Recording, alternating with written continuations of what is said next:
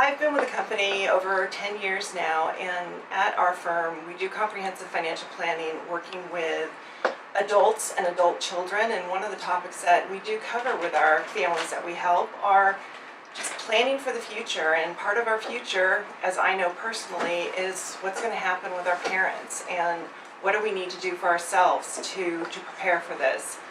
This morning I am so pleased to have Linda Fodrini-Johnson with me. Linda is a licensed family therapist and a certified professional care manager. In 1989, Linda founded Eldercare Services and became a pioneer in geriatric care management. Today, Eldercare Services provides a unique blend of services from professional geriatric care management, home care services, caregiving, and counseling to offering family support, groups, and community education.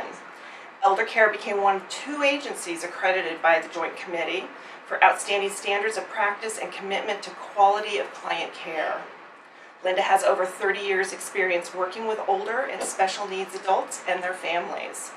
Linda advocates for quality of life for older adults and their families through educational workshops, writing and hosting events on a local and national level.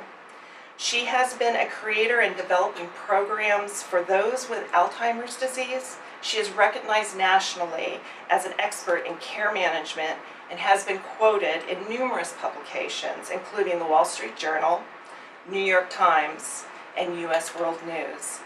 She has received many awards from her professional organizations.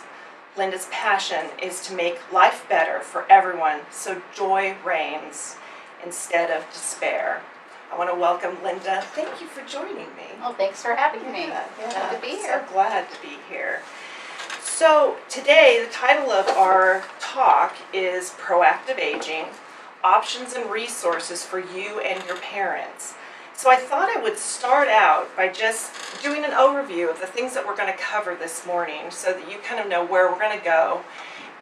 So let's talk a little bit about the overview. So we're going to talk about where do we begin? You know, what are the cues that you need to start looking for? What are the red flags that we need to take action on? What information do we need and what options do we have? Who are the experts and when do we need them? How do we approach family members in denial or resisting suggestions? How do we manage all the needs and keep a balance for ourselves primarily? What do we do about our own grief process? Because, as I know, grief is definitely part of the process watching our parents age. So let's get started and at the beginning. Okay. Let's go to where do I begin? Sometimes you get a call in the middle of the night and you don't have an opportunity to even look at a red flag. You thought everything was fine and you get the call and you're in the quagmire. But often, most of us see some red flags, Mary, and they could be different. I've listed a few on this slide today. Changes in memory or cognition. Short-term memory is loss, happens to all of us under stress, but when it's consistent and they're missing appointments, missing paying for their bills that they've always paid for, or they're not understanding something and they've had a high education, or lots of good life experiences and they're just not understanding. That's a big red flag. Right. And we have to all be aware that 50% of the population over the age of 85 has a dementia. There's no way of stopping that right now. So we do know that that's in front of many of our parents. Often you get multiple calls from mom or dad and they're vague. They quite don't know what they want. I needed to call you, Mary, about, and they forget the about. They forget that subject. They know they call you and they feel comfortable and safe that they've got a hold of you, but they forget what they're called about. And sometimes they're calling about very mundane things. They're not serious, and you wonder, why is mom or dad calling me about how to turn off the stove? Yeah, it's just the things that make you go, I've had those moments. Yes. It's like, or Daddy, we've talked about this 6 other times. Right, yeah. So that's a red flag. Changes in hygiene or housekeeping. If somebody who's been fastidious and always dressed well and hair coughed, like my mother always got her hair done once a week, if that didn't happen, I would know. It would be a red flag to everyone in her life if her hair wasn't done. It was really one of the most important, even after she had dementia, getting her hair done was very important to her. But so when those things start to change, you need to step in and find out why they're changing, and not just accept it as part of growing older. When somebody really changes a pattern, that is a red flag, that you just can't chalk it up to longer life. It is probably an illness or a cognitive impairment. Time to start planning, because something major is going to happen if you don't. And then the more serious thing is the overuse or underuse of either medications or the medical system. The statistics and research shows that about 50% of the visits to doctor's offices are for vague complaints. They're for socialization and not a medical reason. So docs don't even know what to do with this. It's hard for them to see that they need to step in and get another piece of information. And then the overuse or underuse of medications, taking your medications incorrectly, can make you confused and impair your memory. So it can be just that is an issue. So well, and sometimes the doctors will change medications up, and then all of a sudden it's like, you were fine last week, now what happened? And then you find out, oh, Dr. So-and-so changed the med. Maybe we need to go back and evaluate that. Exactly. And sometimes the doctor changed the med and said to stop the old med, but the parent is still taking both meds. So there's lots of room for problems when it comes to self-medication. Well, and it's hard, when you're somebody like the majority of us out here that are working, and we have our own families. I know I still have 2 kids at home, and daddy's over here, and so I've told lots of people, all of a sudden, I really know what it feels, what they're talking about when they say the sandwich generation. And all of a sudden, it's like you've got this other parent that's on the other end of your life cycle, and monitoring meds was not something I was expecting of. And a lot of us don't have the education to even know what we're looking at. And the proactive side of this, if you haven't had red flags and your parents are getting up in age, number-wise, maybe mentally and physically, they're active, they present healthy. We all know life has an end, and we don't want it to be traumatic. And what can we do to prepare for that? So when you get that phone call, you know exactly what you're going to do and where you're going to go and what pieces of information you need to have. That's right. So what you want to do is you want to have information about the medical team. Who are all the medical providers your parents are seeing? What's their name, what's their specialty, and what's their phone number. So if you can keep that, that's a great piece of information. And then you want a list of medications, and that's kind of hard to keep current, but if you can have medication dosage, what is being given for, what the pharmacy is that delivers it, and what doctor has filled that prescription or will written a prescription is extremely important information. And I'm glad you mentioned that, because I've actually done that for my dad. In my iPhone, in the notepad, I have it, and it actually has come in handy twice. I've gotten phone calls from my siblings who, because something's happened with Dad, and they've said, you have a list of Dad's medications, don't you? And I was like, yeah, as a fact I do. Pull my phone out, and there it is. And so it's a really good tool. It's a really good tool, those phones.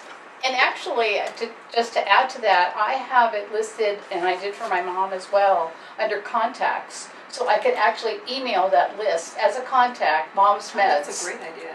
That's a great idea. Wow. So you can always have it with you. The thing is keeping it current. That's the challenge. But we can do that. And if your parent is willing to participate with you in being ready for the what ifs, they'll gladly share that with you. So that's really important. I know for me, having a mom in Pennsylvania and living here in California, it was really important for us to have a neighbor that can tell us that they checked in with one another every single day. So if you're at a distance, who's checking in on mom or dad to see if there's been any changes? So that's really an important contact for you to have. And it might be you live in the same neighborhood, but you just need to know the next door neighbor knows that the paper hasn't been picked up. Just one day could mean there's a fall, and mom didn't push her emergency response button because maybe she hit her head. So again, having somebody that can check up when you have a concern is a great help and benefit. And again, for the parent too, who's living independently, and I think it's 80% of older adults want to stay in their home to the end of their lives, so they want to stay there. So having a way to check and make sure mom or dad is okay is peace of mind for the working adult children, the sandwich generation, the bread. Yeah, exactly. Yeah, I can never tell if I'm the bread or the piece of bologna in the middle. Yeah. Your parents might think you're the bologna. Exactly. You want to have copies of legal tools if your parents will share them with you. Some people will and some won't. But most will, especially if they're giving powers to their children. If they're going to be trustee or do a power of attorney for health, the person that holds those powers in a crisis or an emergency or when mom or dad doesn't want to anymore should have a copy of those tools. Right. And you want to look at them every year to make sure they're current and still your wishes. So that's important. Well, and if they give them to you, make sure you review them and you understand what your job is if you're named in it. I know for our clients, we always collect those sort of documents, and we actually can store them so the clients can get a hold of them in what we call a document vault. So it would be very convenient if they could collect those family members' documents as well, so get them stored into a place up in the cloud and be able to pull them down wherever they need them, because you never know where you're going to be at when that call comes on the phone. Exactly. Yeah. And you need that document to send to a hospital or to send to your brother or sister that's right there. Yeah, but it's so important to review those documents, and if you're the person named, to make sure you know what that responsibility is that you've been named to do. And it's a big responsibility, and I don't think a lot of people understand how big of a responsibility it can be. Until they get the phone call. Right. We're trying to prepare you for not a crisis, the eventuality of something will happen to mom or dad, and that you're all ready for it, and you have mom and dad's wishes in front of you, and you move forward. It reduces the stress of all. Yeah, I mean, when you know what they want, it makes it so much easier to say yes or no. Exactly. And you don't have to stand there and hum and haw about what would they want, especially if they're not in a position to answer anymore. Exactly. And that's why when a parent is mentally competent and well, you want to have a contingency plan for taking over control. One thing is having those legal documents, but what are the options? Do you know what mom or dad wants or doesn't want? And I'm going to talk a little bit about that in another slide or two. But we really want to make decisions based on mom and dad's values and wants and wishes. And of course their financial means too. You can't be choosing the Fairmont Hotel when they only can afford motel. And it's really important for the kids to draw a line if mom and dad don't have the resources to not jeopardize their own financial well-being. You've got to know, and that's where having somebody to help with those financial decisions and figure out what can be done and what shouldn't be done. Very important. Really important. And part of this contingency plan. Right. So, do I bring in an expert now, or do I do it all myself? That's a question I know. I hear often, and you hear too. I do. And professional geriatric care managers, Mary, I know you know us and what we do, and we've helped people on your staff and been in the community for a long time. But a care manager can help you with those red flags or help you with that what-if plan. And that is a professional that has a background in health and human services, has been active in the National Association of Geriatric Care Managers, and you have that website at the bottom of this slide, caremanager.org, where you can find a care manager by your zip code. And that person can help you sort out that red flags and get a list of priorities and tell you where to begin, because it can be overwhelming if you do it all. Yeah, I know. I've personally used Eldercare Services, and I know it was so helpful to have that person come in and just help us navigate the system at the hospital when my mother was going to be released, and God knows my father couldn't handle her, and but it was all about how to do that and make it work with Medicare and all the ins and outs, and thank God there was somebody there that we could call to help us and know that they were advocating for our family and not advocating for the insurance company or the hospital. Yes. That's really important, Yeah. that a care manager works only for the family and not for any facility, a hospital. Some do work in legal offices and doctor's offices. They try to keep their neutrality even though they're working in an office of another professional. And you're going to see more of it with the Accountable Care Act in hospital-related programs. So we're going to see more care management. Probably broader than the kind of work that the professionals in this organization do, but at least there's somebody to help you navigate, and that's just really important. But some families come to us and they only need a consultation, and they do their own care management. They come to make sure they've got the right tools, they're going in the right direction, and they haven't overlooked something they need to pay some attention to. Or for me, it's benefits. Thinking of a financial planner that sent their client to see me, and then didn't even know that I was going to come up with a benefit that she was sending her dad $1,000 a month to help pay for assisted living. Oh. But he qualified for a benefit she or dad didn't know about. Wow. That gave him $1,600 a month. So the financial planner wanted a lot of brochures then after that. Absolutely. Because his client didn't have to take money then out of her financial planning for her parent. Right. So there's another website on this slide, benefitscheckup.org, Mary, that anyone can go to, put in all the information about mom or dad. You need to have social security numbers and you have to have details. Right. It is a government site. It is safe, but I understand some people are cautious about that. Yeah. So it's your choice. But it will tell you if you're entitled to any benefit, and I think that that's a wonderful place. After you told me about that website, I actually went to it and fed in on my mother-in-law's information. Oh, you did? And was able to talk to my husband and said, you ought to talk to your mom. I think she might qualify for this, that, and the other thing. And it was like, oh, okay, so thank you. Yeah. Thank you, because it helped me too. I think we don't know. There's some benefits that are local to where you live and others that are national. So it's a great place to kind of have a check. But when you're working with a care manager, also in a local area, a hospital might have a program that's not offered in Seattle or San Diego, but it is in San Francisco or Walnut Creek. So again, there are local things like the Rotary in my area does little fix-it projects, but it might not be the Rotary in Los Angeles. So there's different programs and different helps. Well, and here, because you're a local, I mean, I would imagine in care managers in different areas are going to know about different programs that are in that general vicinity. Exactly. And so, having somebody that's a local care management. Very helpful. Very helpful. Very helpful. So it's your choice. Yeah. Are we going, sorry, did I switch too soon? No, we're ready. Okay. We can go. Okay. So make good decisions. So, how do we do that? Yeah, making decisions for another person can be wrought with challenges and guilt and fear that you're going to make the wrong decision. And conflict in families too. I will talk more about that too. But when you're going to make decisions on behalf of another or with other, you want to go as slow as possible. And my advice is you're going to make decisions based on your parents' values and wishes.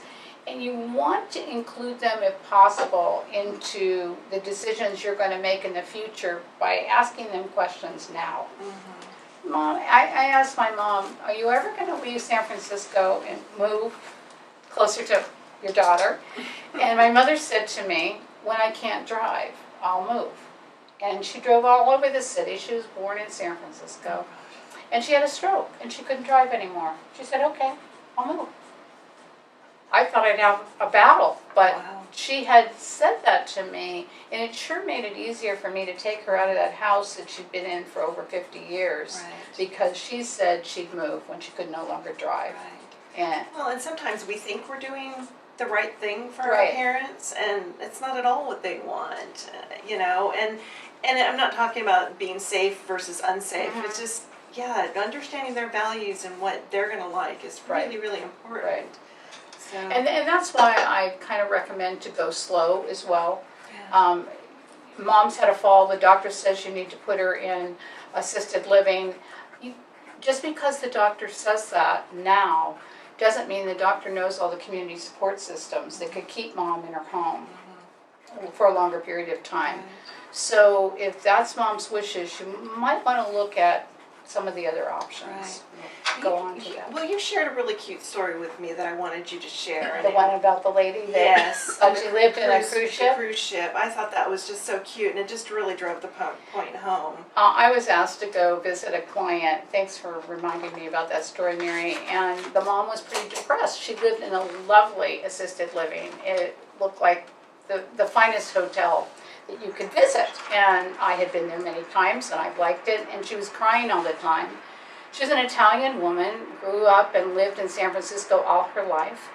And she says to me, "Why do I have to live on a cruise ship?" We're probably thinking to ourselves, I'd love to live on a cruise ship. And that's exactly what I wanted to say. This is a pretty nice cruise ship, and I couldn't think of a nicer place to live. But the children chose what they liked and not thought about mom's lifestyle and how she'd been so frugal, how she cooked the meals all in the garage not to mess up her kitchen on the main floor. And we moved her to a place that was much simpler and not as fancy. She was happy as a clam. There was no depression. It went away. So making a decision based on mom's values can really make success in the change that person is going to have to live through. Absolutely. Yeah. Absolutely. Thanks So for thanks. sharing it. Sure. I enjoyed that story. So dementia. Intervention. Dementia. Yeah, we're not going to spend a whole lot of time talking about dementia, but Alzheimer's disease and having vascular dementia, small strokes, that's what my mom had, really impairs people's brain function globally.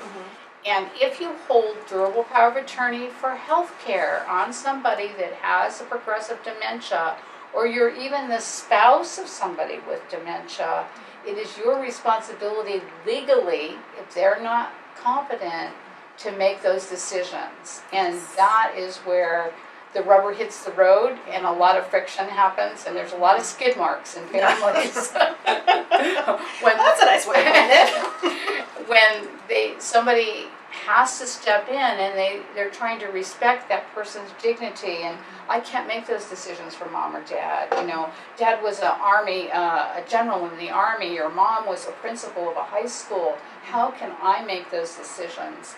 And this is where you're going to have to, because their safety and health is at risk.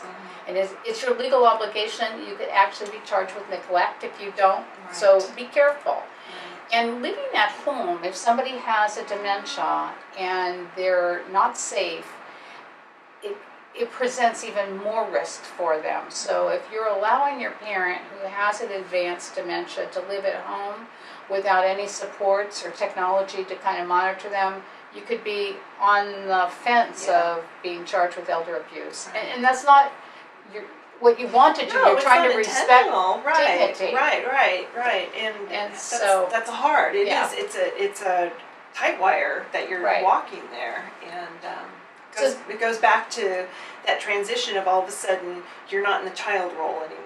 You're almost in the parent role, even though mom's still there. But mom's the parent, the child, and you're going to have to make decisions for them. So. And that's really hard when the mom's been the high school principal. Right.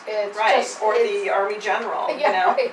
Oh my God. Yeah. Exactly. And this is where I know you hadn't heard the term therapeutic fiblet, and for you all there, it's sometimes called stretching the truth or maybe lying, but you only do this, you only change the story when you're protecting somebody's safety, health, or dignity. And I'm thinking of somebody in my office whose mom had progressive dementia, and mom couldn't live alone. She was just not safe living alone, and it wasn't affordable to bring in 24/7 care. So we told the mom that the plumbing was being redone in the entire neighborhood, and that she had to move out just for a short period of time. Okay, a short period of time. And we moved her to assisted living, and she's been there for almost 3 years, and it's still just a short period of time. As soon as the plumbing's plumber's repaired, still working in the neighborhood? Yep, it's still, and that's our fiblet, and it's working. Even though she asks, it's still working. One question that just came to my eyes and my attention is, often people don't understand what's the difference between Alzheimer's and dementia. Dementia's like saying fruit, and Alzheimer's is like apples, and multi-infarct dementia, like vascular dementia, is oranges. So there's a whole list of illnesses that are often progressive under the word dementia. Okay. Alzheimer's is just one, and it's the most predominant of all the dementias. Second is Lewy body, and we won't get into that, but I haven't heard of that. you haven't heard of that No, one. I haven't. It has more Parkinsonian-like Oh. symptoms Mhm. mixed with it. Mhm. So again, I think we talk about getting a good diagnosis. If your parent is showing any kinds of signs of memory loss or cognitive confusion, not understanding, having unusual behaviors, you want to have a good workup, a good Alzheimer workup, dementia workup. Kaiser has a memory clinic here in the Bay Area. There's lots of places to get good workups. So just so I make sure, so dementia is just the real basic general overview umbrella, and Alzheimer's is just one of the things that comes out from underneath. Right. Wow. Okay. It's the most predominant, but Right, it's just one. Right. Okay. Right. Very interesting. Okay. So one of the things that we want to make sure that you have success in a family that has conflict and doesn't agree is bring in a professional, have an intervention, have a family meeting so everybody can talk about their concerns. You could do it with or without a professional, but it's really good to get everybody in the same room and talk. Well, and especially if you have potentially some siblings that aren't on the same page as other ones, Right. Denial or whatever it may be, but having that unbiased individual professional there to kind of sort through it all Right. and help the family Right. kind of come together with decisions on a whole. And it's not that anybody's right or wrong in the family No. system. I think we all have a different experience with our parent, and it needs to be honored. And that's So true. It can be if you've got a neutral third Right. party in the room. Right. You don't have to fight about the cereal box anymore. Yeah, exactly. Exactly. So what are some major living environment options? Okay. And we have a little schedule here, and it's community support systems, and that's everything from Meals on Wheels to friendly visitors to the senior centers. Many of the senior centers have daily meals, and they're great for socialization. So there's lots and lots of community support systems that help that older adults stay in the community, active, vital, and connected. And the Area Office on Aging, I'm not sure if I put that phone number in here, but it's that 1-800-510-2020 Okay. phone number. And What's the name of that service again? it's senior information, Okay. and it works throughout the whole state of California. Oh. Okay, so that, I think I did put that in the slide. If I we didn't, we'll mention it again. at the Okay, end. great. Okay. It could be last week's presentation. I do a lot of teaching. You do. So that's the community support systems. And then home care with family and technology.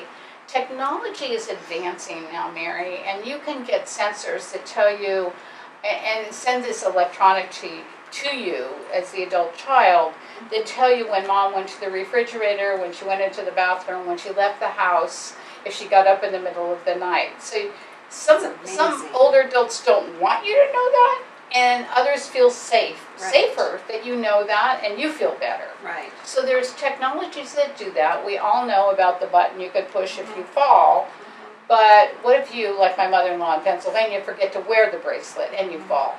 That was her story. Thank goodness the neighbor knew to check on her.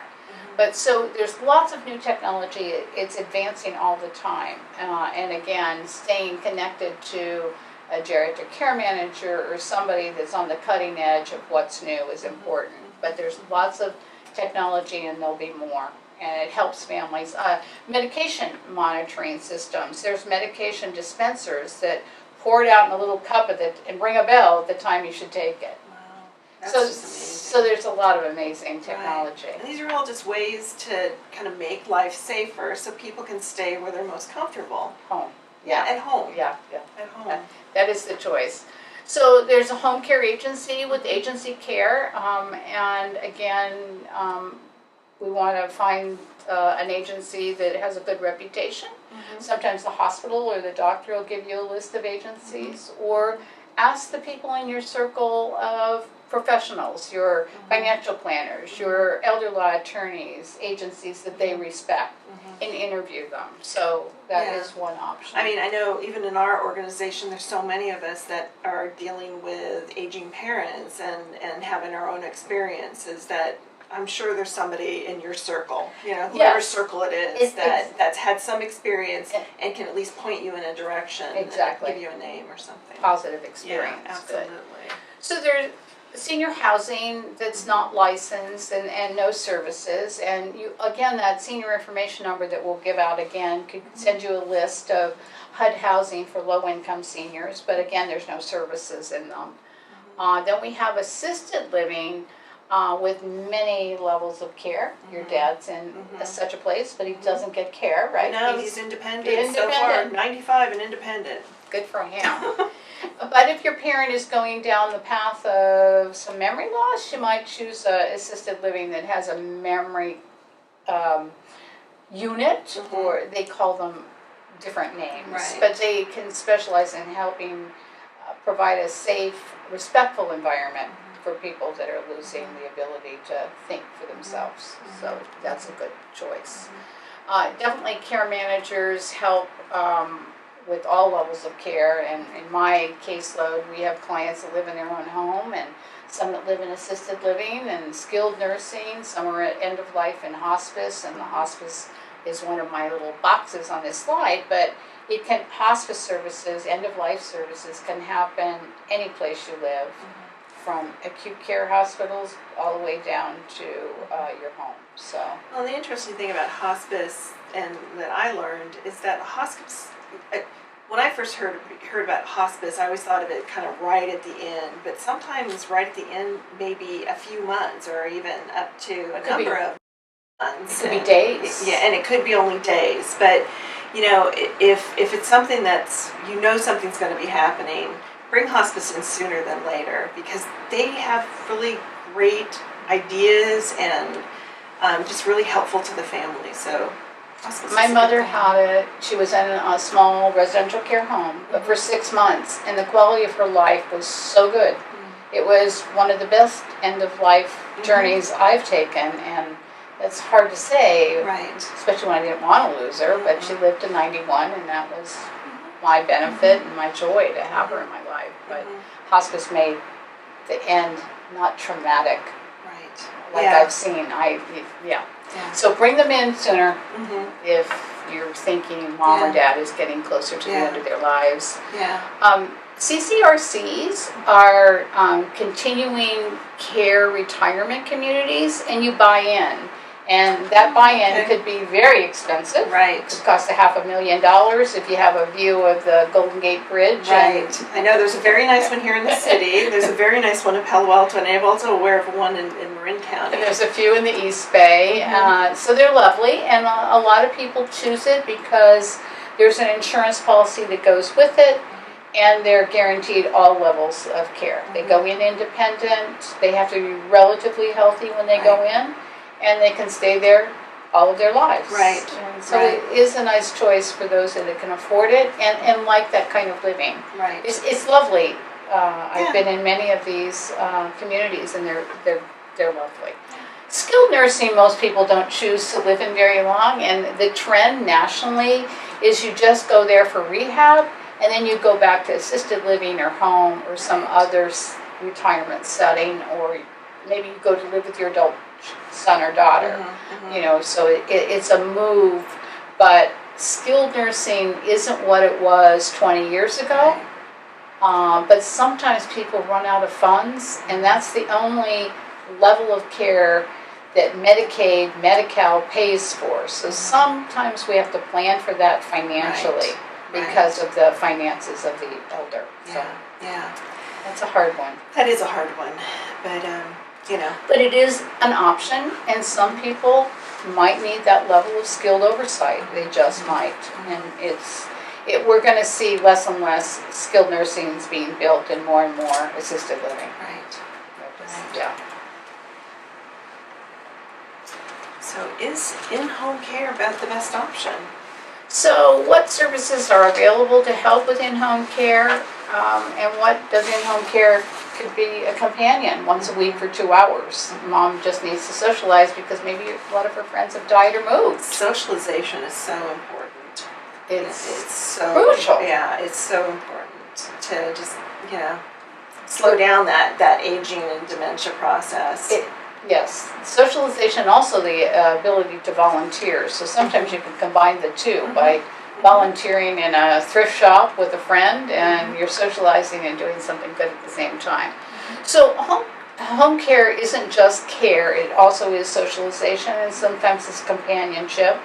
And sometimes because of people's memory or cognition, it's a safety factor, and they can't live at home without somebody being there. So that's, what I recommend, that people look for home care, and when qualifications, when you're looking for a home care provider, you want to ask if they're an agency or a registry, because an agency is the employer. A registry, you could be the employer and you don't even know it. So you really have to ask questions about who is paying the taxes, who's supervising, and who pays for workers' comp also. Well, this is where you have to really be careful, because you find people all the time that go, well, I know, Mrs. Smith down the street said that she'd come and do that.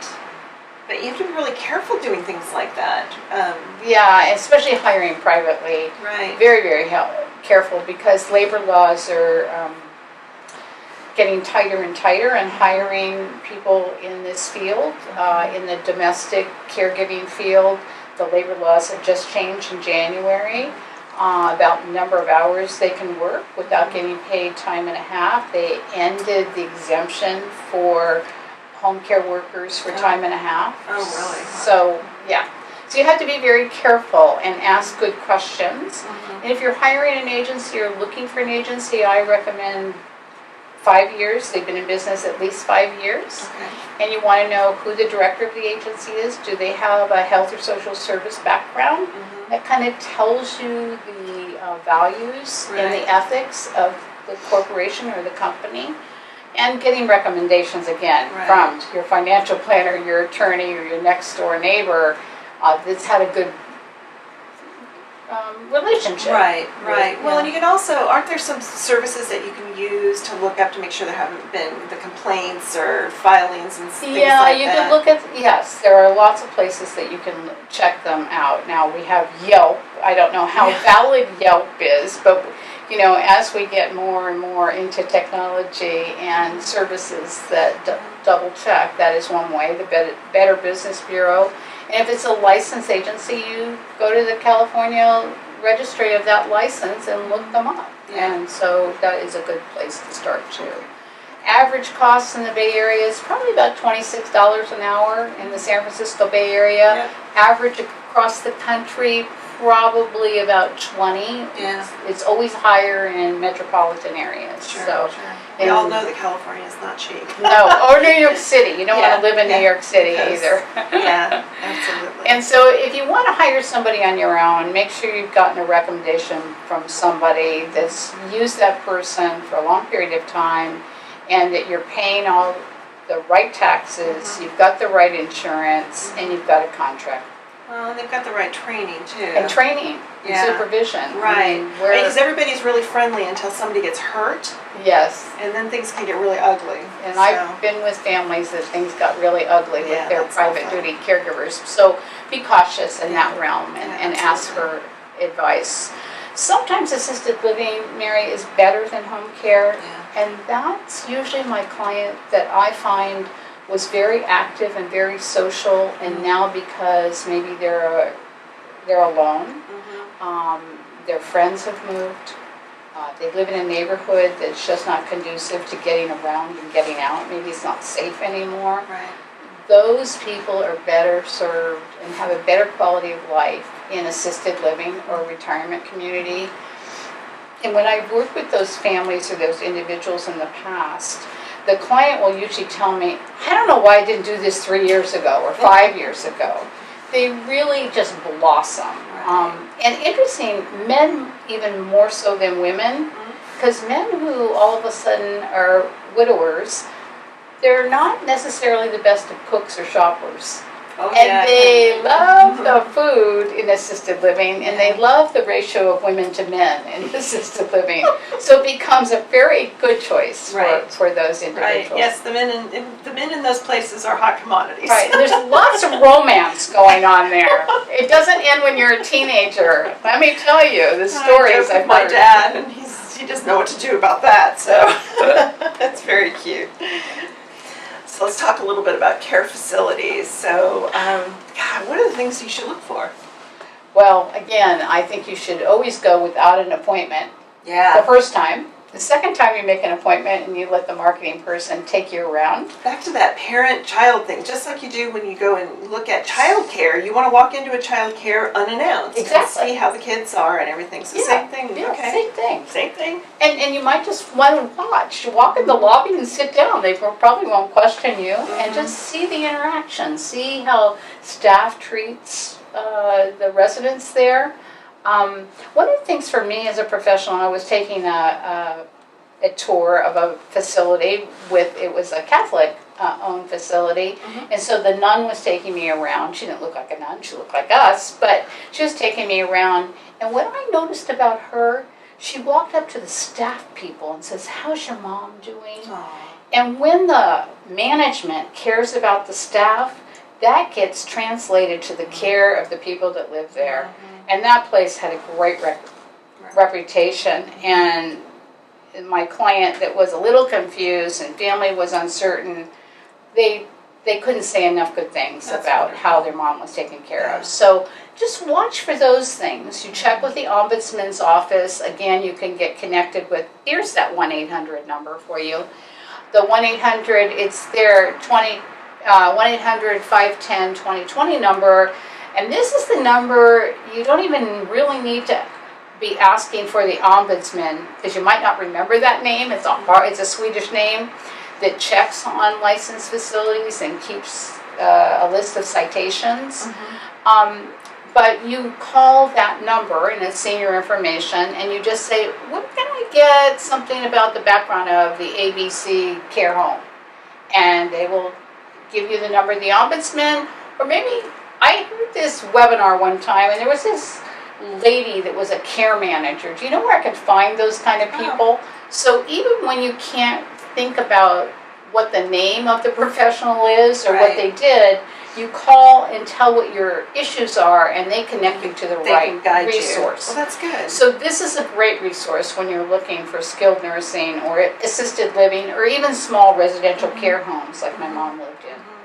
You know, and I think too, on the care facilities, certain care facilities, I know with my dad, you can go and look at like the clubs and the little groups that get together. And so for him it was, being able to play bridge, and others it might be they do monthly trips to the casinos or whatever it is. But I think it's really important to understand, what do your parents like to do? Yes. And what do they offer? Yes. So.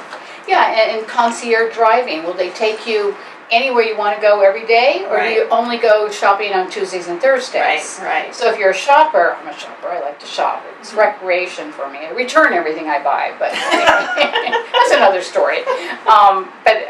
Anyway, there's swimmer. Not all of these complexes have pools. Yep. But if swimming has been their form of exercise, you're going to find a place with the pool. Make sure. Yep. Or pets, if they have a cat or a dog. You want to choose a place that Fluffy and Perky can go. Not my wild puppy, but their calm dogs. I know people at Rossmore over in Walnut Creek, and the little dogs that wander around there, the Rossmorean dogs. Little sweet dogs, not wild Springer Spaniels. Yes. So communicating. So what if somebody doesn't agree with you? The plan that you're proposing? Gosh, that would never happen. Well, I think that probably some of our listeners today and the people who will see this in the future are competent professionals. They're the people that do the research. They know the answers, and they've got it all worked out. Absolutely. And they're going to come to mom and dad with, "Here it is. I know. This is what you're going to do." And no matter what it is, the mom or the dad says no to before they've even seen it. Right. So my recommendation is, again, it's kind of the go slowly again. But if you start with your iMessages stuff, kind of questions, it's kind of like, Mom, I see that you're losing a lot of weight. Your clothes don't fit you very well anymore. I'm concerned that maybe you're not eating all that you should since Dad died. I mean, the iMessages, I'm concerned, and you just give that to your mom. And the next time you see Mom, you're saying, gee, Mom, I see that you can't keep up the garden like you used to do, and you don't have the vegetable garden, and the flowers aren't blooming like they've done in the past. Whatever excuse Mom gives you, you could just listen to that. And every time, and then you finally say, how about we look at some things just in case? Right. What if you broke a hip, Mom, and you really couldn't come here because of the stairs? Let's go look now. Right. Let's go look at a couple assisted livings. Let's look at some skilled nursing, even if you need rehab. And then I'll know if I get that call that you did break your hip, let's knock on wood that you don't. That you don't. But then it'll be your choice and not mine. I don't want to make that choice for you. I want you to participate. And I did this with a daughter who had a mom that lived in a beautiful Victorian out of in the Napa Valley area, and daughter lived here in the Bay Area. And she says, my mother said she's never leaving that house. And I suggested her to do this with Mom. And she called me because she said, 6 months ago, I did just as you said, Linda. I took my mom to see 3 of these places, and my mother said, no way, I'm never living in any of these places. And she said, they were really nice. And 6 months after she took her, her mom called and said, you know that place, the ABC Happy Valley retirement home? I think I'm going to try it. So you now it's her idea. It's Mom's idea. Yes. And the other thing we do is we'll just try it for 3 months. If you can get your parents to buy in for a 3-month trial, they made friends after 3 months, and they usually won't go back. But you can revisit the whole decision after 3 months. Right. But somehow make it their decision and not, you're forcing the ticket. And this mom that lived in this beautiful Victorian, she was mentally very competent. She was accomplished. I think she was a retired health provider. She might have been a physician or a hospital administrator. I can't remember. But she was very bright woman and still very bright, but physically she was in her early 90s when she made this decision. So she had done it for as long as she could really manage that big home. So. I mean, independence is just so important as you get older. That's a big fear that I've seen amongst, my parents and having that taken away. And even if it goes back to, Mom, it looks like you're losing weight or something. Maybe the solution is just making suggestions on how to get food to, better food and just asking the questions or hiring a gardener or doing something that gives them that joy back, but helps them come to the decision without you just going, saying something really accusatory to them. Right. I'm glad you brought that up because adult children call me all the time and say, my mom's got to move. She's losing weight. And I think she's a little confused. And I saw a scratch on her car last week, So I remember a daughter that called me. She worked in San Francisco. She worked really long hours. She was an only child. Her mom lived in the retirement community, Rossmore, and Mom was legally blind. And I said, your mom needs a driver because she can't drive anymore.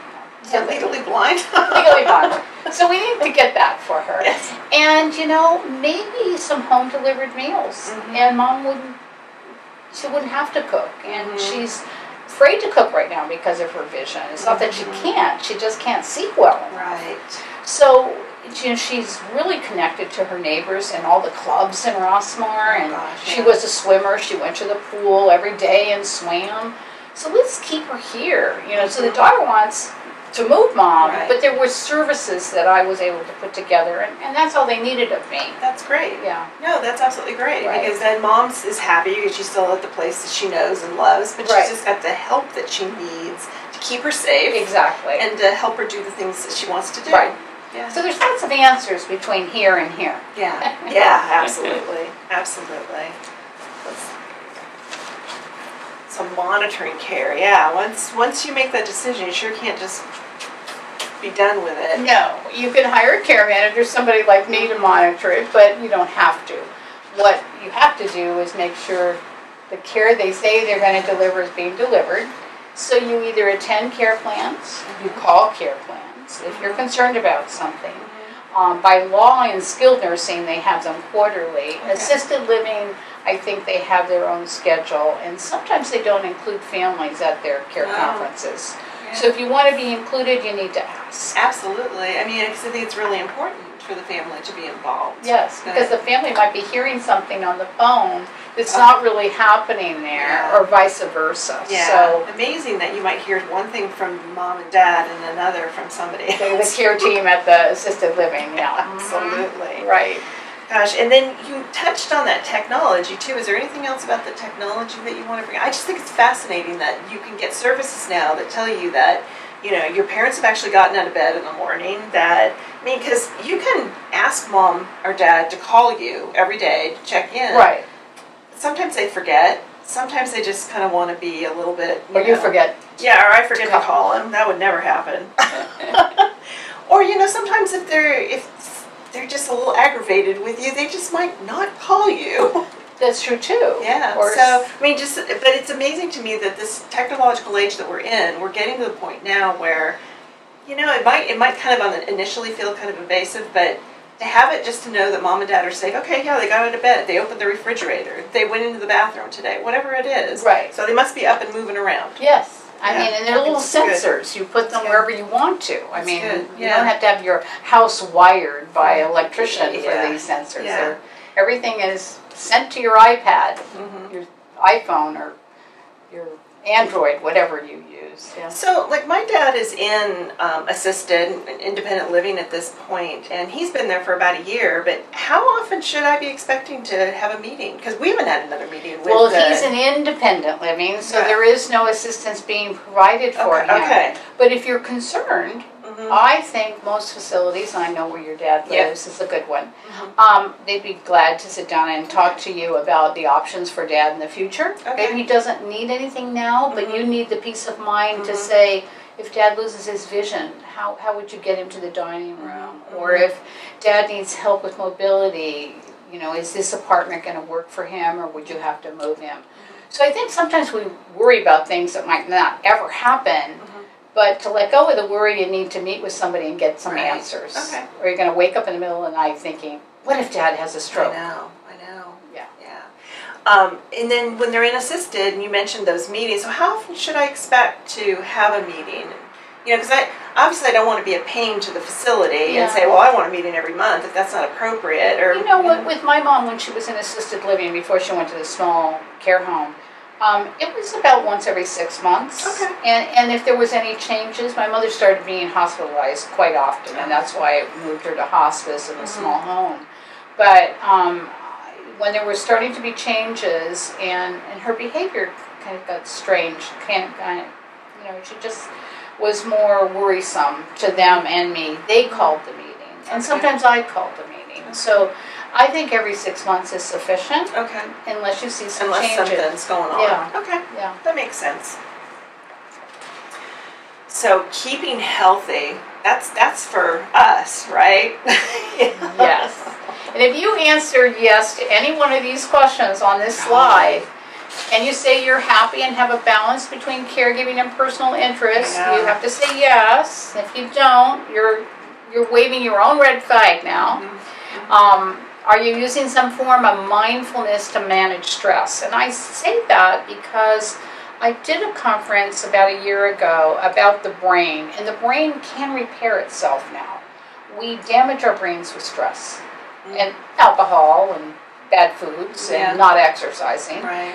But definitely stress is the biggest contributor to killing those brain cells. So when you do mindfulness, you're actually growing your telomeres at the end of your chromosomes. I know you really wanted to know that today, I know. Mary. I'll sleep better tonight with that terminology. So mindfulness actually is meditation, yoga, exercise in nature, just turning your mind off. So you have to say yes that you're doing that for at least 5 or 10 minutes a day. Okay? You know, and it's so hard. You can feel so guilty when you're dealing with a parent that's in a crisis situation. And okay, I've got this 5 minutes here, and then the kids are calling me on this side, and oh yeah, I have to make dinner, and oh golly, I have to be at work for 8 hours plus that day, and it's hard. And Linda says I have to I know, meditate telling me I have to for 5 meditate. minutes. Oh, right. Well, I say that you can do it in the car if you don't close your eyes. Okay. You focus on a word or you're breathing. Just Yeah. focusing on your breathing. A couple of the researchers at the conference I attended say every time they take a sip of water, they just empty their mind. That's a great idea. Yeah. That's a great And idea. so, or once an hour, one of the doctors said, one of the Stanford docs said he puts it on his Outlook and he gets buzzed once an hour to breathe. Just focus on your breathing. Oh my goodness. And sometimes even new mothers need this information. Yeah, absolutely. Well, it's just, yeah, it's just so important, and you all have to do it. And I know I hear it all the time, and it's much easier to say you need to do this than it is to really sit down and do it yourself. So there's so many of us that don't take the time for ourselves, and we need to do that. Right. So. It becomes a discipline, and Right. especially when you're caregiving, becomes more important. Mhm. And do you share the care with others? Bring in your brothers and sisters, friends of your parents, your spouse. You know, research says that the daughter-in-law or son-in-law sometimes have more success with the parent than the child themselves. Yeah, I believe it. So that introducing an option might be better by the daughter-in-law or son-in-law, especially if your mom sees you as a child. Right, and sometimes the kids themselves are so close to the circumstances that the Yes. son-in-law, daughter-in-law can step back a little bit and put some perspective into it. Yeah. So, you know, one more reason to have a good relationship with your in-laws. So. Yes, and a mother-in-law or father-in-law Yeah. that's willing to listen to you too. Right. And eating healthy foods is so easy to eat that junk food fruits and vegetable fruits thing. and vegetable thing, and lots of water, okay, to keep yourself from going over the edge and impairing your health caring for somebody else's or just overseeing somebody else's. And the other thing is, if you're feeling sad or angry or guilty or whatever that feeling is, overwhelmed, go talk to somebody. Right. Find a support group. Right. We do them in our office. They're free once a month, but they're throughout the Bay Area. Lots of places do support groups. Yeah. Or find a therapist if you just think, I need to talk to somebody just one-on-one. Just go talk about it, because all those feelings are normal. Right. And people always talk about grief as, you know, after somebody has passed away, and it doesn't start when somebody passes away. When you're walking in these shoes, it starts when you start recognizing something's happening, and it's a transition, and it can be really overwhelming at times. It's hard to admit. Yeah, it is. It is. Oh, grief. That was our next slide now, wasn't it? Yes. So I think you need to address your feelings. That's really important. But to know that, I think you brought up that point, is that those feelings you're having are grief. And I think grief often is related to mom or dad is dying. No, mom or dad is starting to fail and they can't do what they used to be able to do. So just face that, know that that's what you're dealing with, and be realistic. I think if you don't face your own feelings, you're going to expect your parent to do what they've always done, and they just don't have the capacity. Yeah.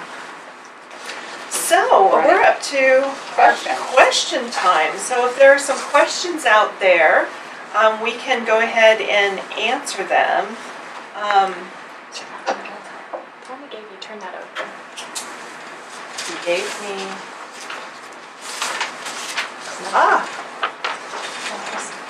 So one of our first questions here is, how should a caregiver deal with a loved one who has outbursts in a care home and scares the other residents?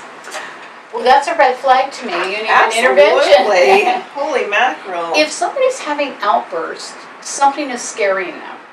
So they're feeling frightened, and they're not able to interpret their environment.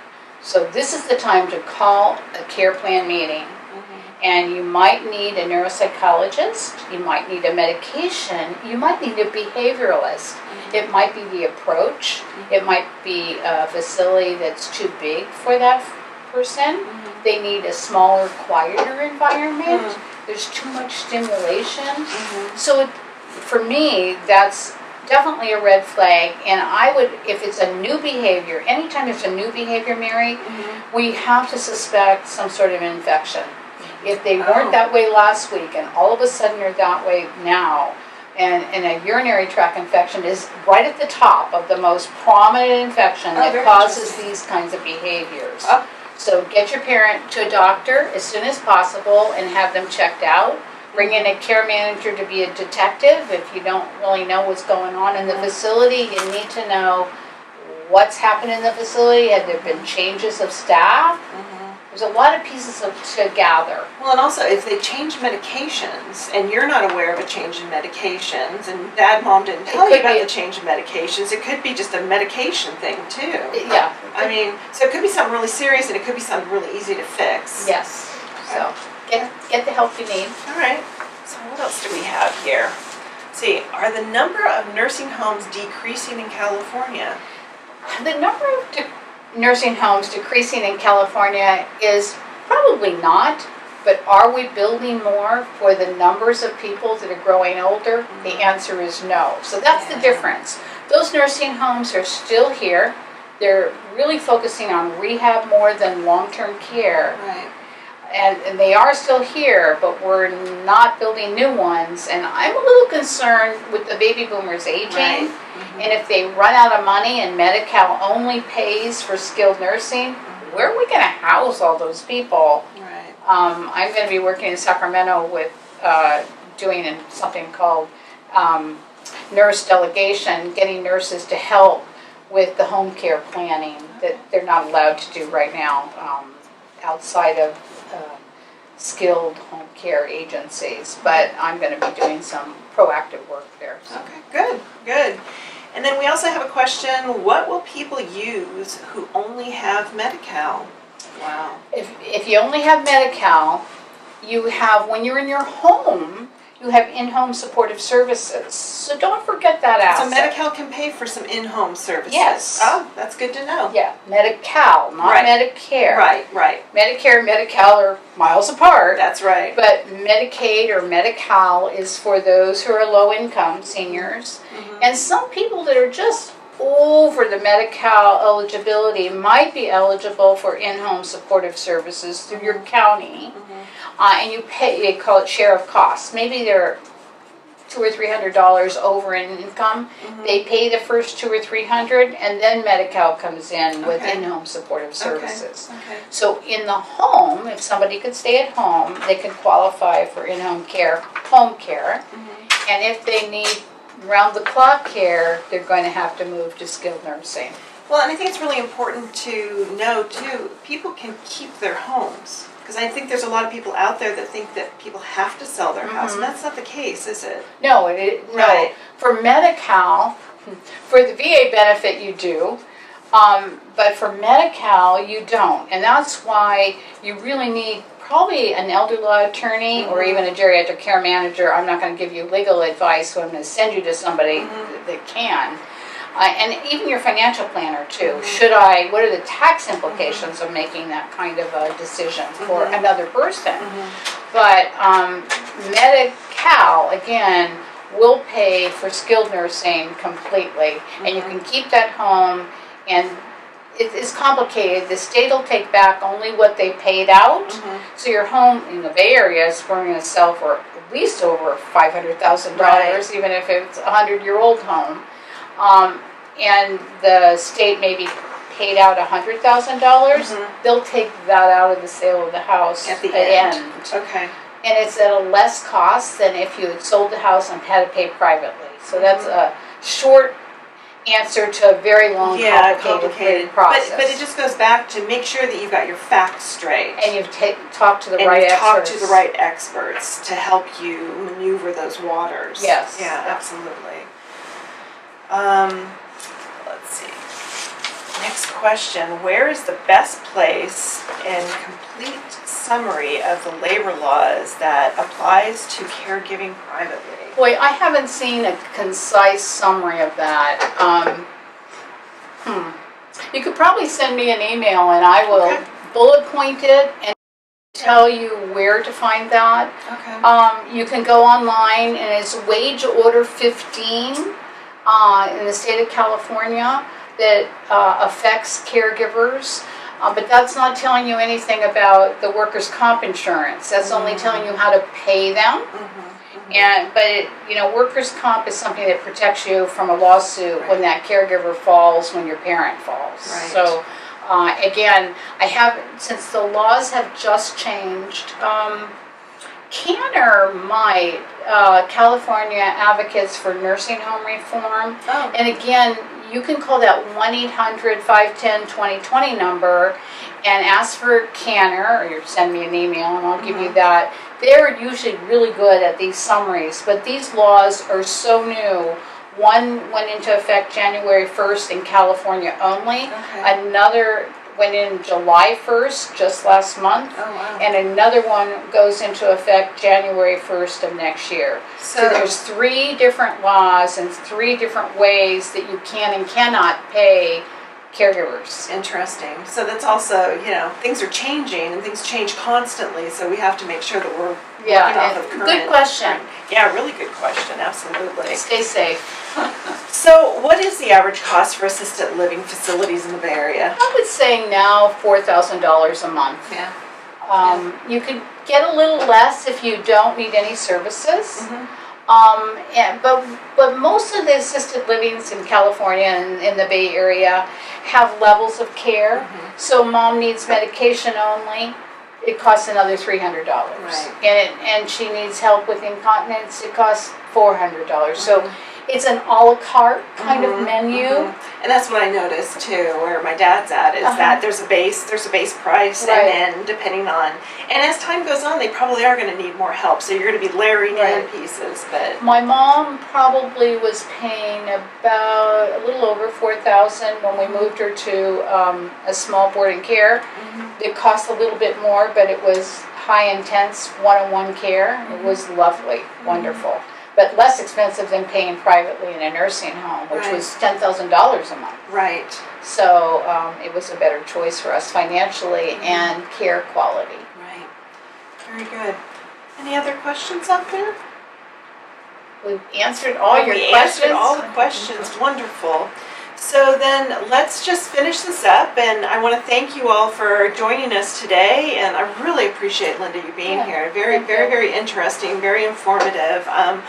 And right there on the screen is our contact information. Again, I'm Mary Ballin. I'm a senior financial planner with Mosaic Financial Partners, and my email address and website are there. And then Linda Fodrini-Johnson, her information is there as well. If you've got questions, Linda said you can email her, and she'll get you in the right direction for an answer.